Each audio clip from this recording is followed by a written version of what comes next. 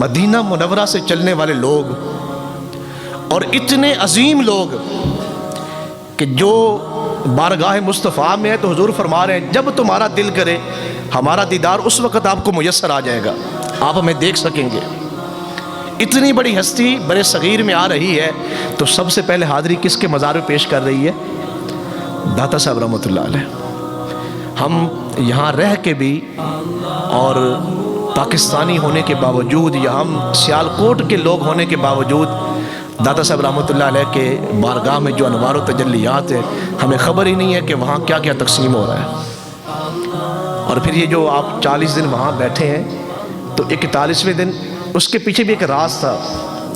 آپ چاہتے تھے کہ داتا صاحب رحمۃ اللہ علیہ کو تجربہ ہے برے صغیر کے لوگوں کا کہ یہاں لوگوں کو جو ہے وہ اسلام کی محبت کیسے دینی ہے، تو میں داتا صاحب رحمۃ اللہ علیہ سے مستفید ہوں تاکہ سیکھوں کہ امت کی خدمت یا ہندوستان کے لوگوں کی خدمت کیسے کرنی ہے، میں داتا صاحب رحمۃ اللہ علیہ سے سیکھوں۔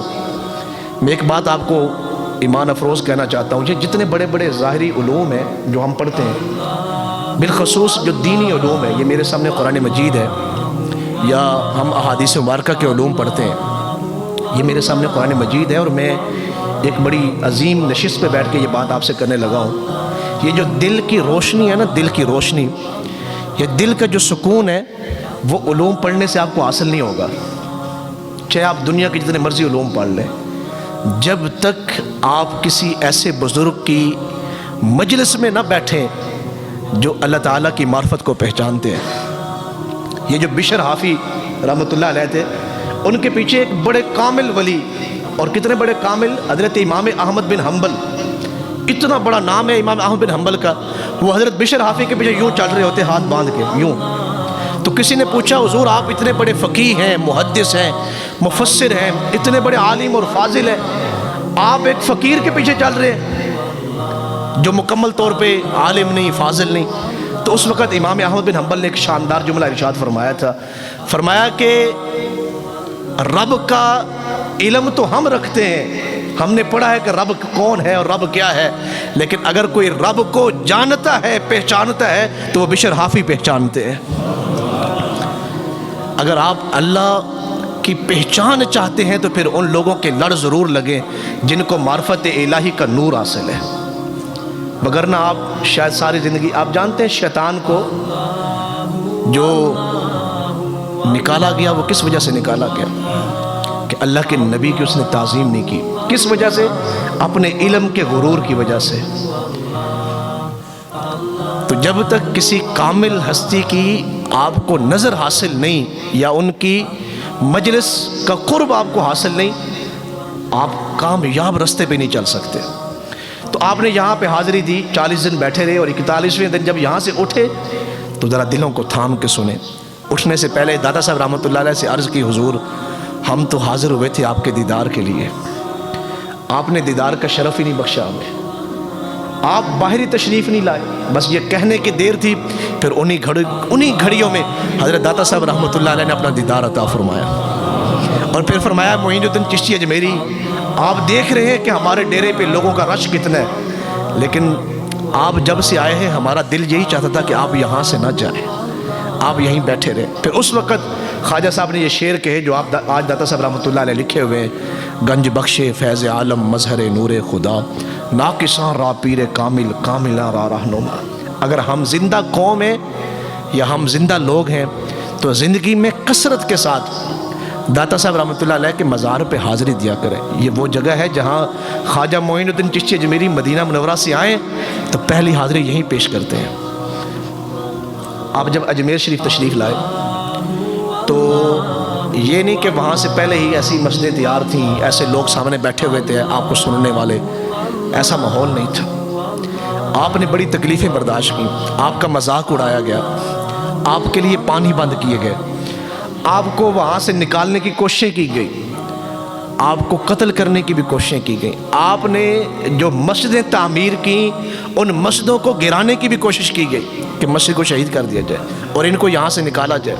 ایک طویل فہرست ہے تو دامن وقت میں گنجائش نہیں، میں اس تفصیل میں نہیں جانا چاہتا، پیغام میں آپ تک پہنچانا چاہتا ہوں۔ ان مشکلوں اور ان پریشانیوں کے باوجود آپ نے وہاں 45 سال کاٹے اور اسلام کی خدمت کی۔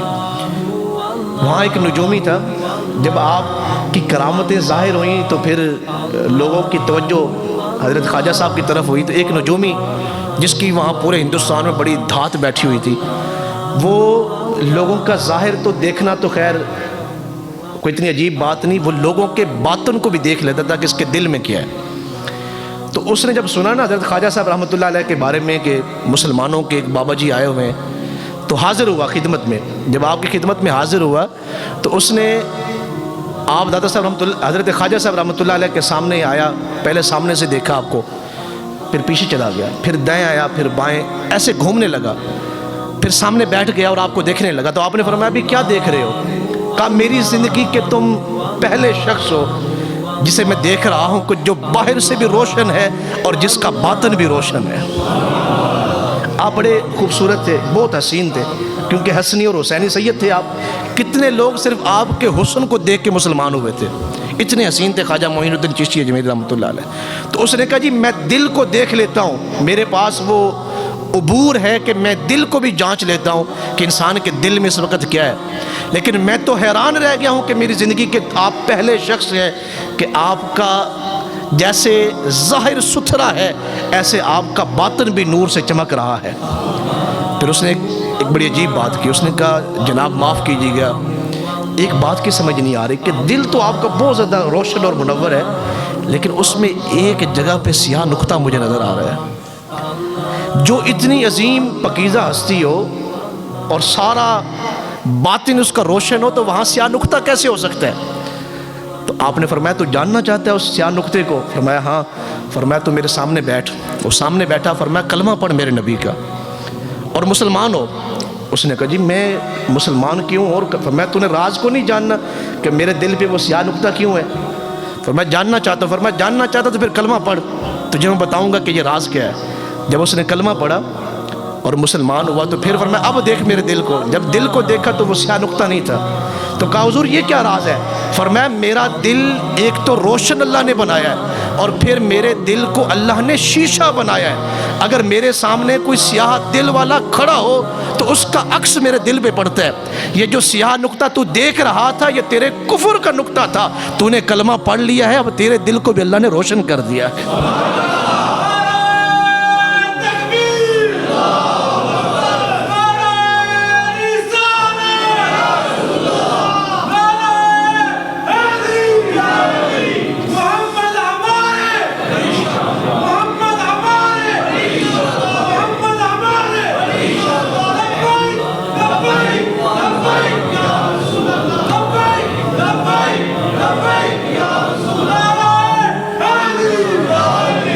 یہ تو برے صغیر والوں کی بہت بڑی بھول ہے، یا ہندوستان والوں کی اور مودی کی، یہ تو بہت بڑی بھول ہے کہ وہ اسلام کو نقصان پہنچائے گا۔